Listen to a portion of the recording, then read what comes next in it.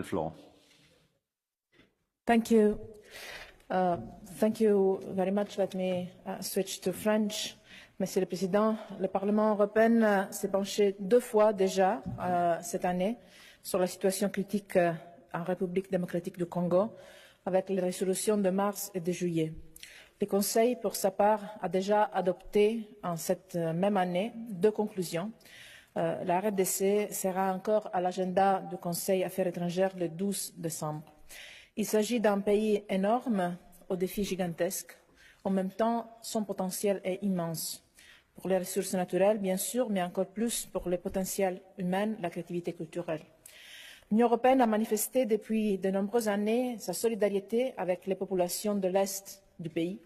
Nous engageons notre aide humanitaire pour 1,5 million de personnes déplacées, pour les réfugiés, les femmes victimes de violences sexuelles utilisées comme armes de guerre. Cela s'est produit par plus de 20 partenaires humanitaires qui ont investi presque 40 millions d'euros cette année.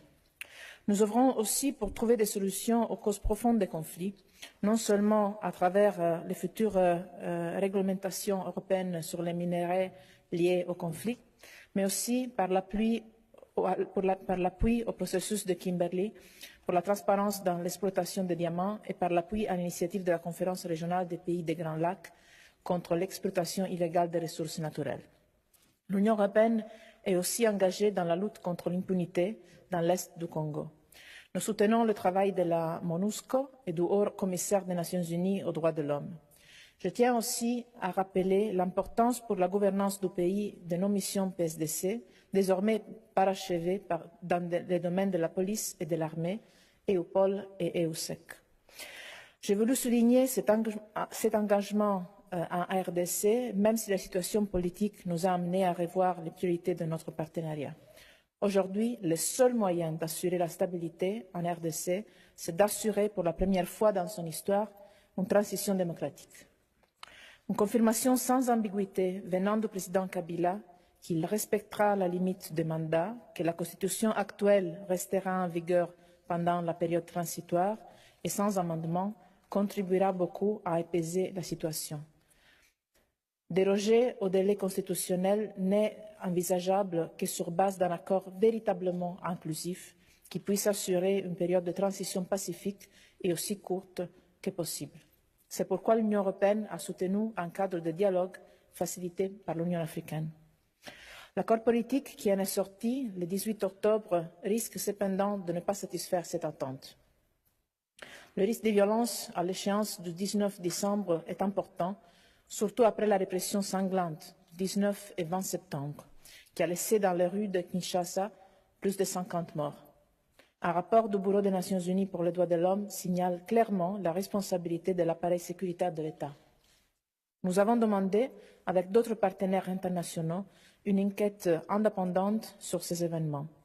Depuis les conclusions du Conseil du 23 mai et du 17 octobre, d'ailleurs en ligne avec la résolution du Parlement de mars, l'Union européenne a rappelé la responsabilité individuelle des responsables des institutions chargées de la justice et de la sécurité à agir dans le strict respect de l'état de droit et des droits de l'homme. Malheureusement, la répression d'opposants et des membres de la société civile, incluant des arrestations largement injustifiées, la fermeture ou le brouillage des émissions radio, y compris des RFI, ont continué dans les dernières semaines. Dans les jours qui suivent, le Conseil annoncera sa décision sur les premières mesures restrictives. Mais notre action ne restera pas là. D'abord, nous continuerons à soutenir pleinement les efforts par la conférence des évêques du Congo pour rendre l'accord politique plus robuste et plus inclusif. Nous appelons à la fois les gouvernements et l'opposition à coopérer constructivement dans ce sens. Ensuite, l'Union européenne lance un appel clair au nouveau gouvernement à respecter les droits de l'homme et les libertés fondamentales et assurer une sécurité sans répression. L'Union européenne s'engage également avec ses partenaires à ouvrir pour que le cycle électoral et en particulier la commission électorale soient renforcés. Une commission électorale qui ne jouit ni de la confiance des acteurs congolais ni de celle de ses partenaires ne pourra pas remplir ce rôle. Uniquement dans un pareil contexte et sur base d'un accord réellement inclusif, l'Union européenne pourra considérer un soutien financier aux élections. L'Union européenne va poursuivre une concertation étroite avec la région, l'Union africaine et les voisins de la RDC. Je me suis entretenue avec plusieurs de ses représentants récemment. Je sais qu'ils partagent la même inquiétude et le même objectif de voir une transition démocratique et pacifique. Enfin, le rôle du Conseil de sécurité de l'ONU et de la MONUSCO restera crucial. Nous encourageons le gouvernement à s'engager davantage dans une effective collaboration sur le terrain entre forces armées de la RDC et MONUSCO.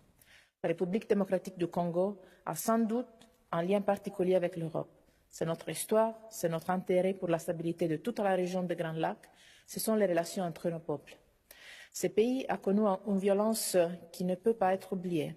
Seule l'ouverture au dialogue et au compromis peut empêcher de nouvelles violences. Les gens de la RDC aspirent tout simplement à une opportunité pour s'impliquer dans le futur de leur pays.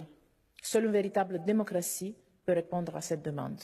Et le futur de la République démocratique du Congo est le futur de toutes les régions et d'un continent entier. Merci.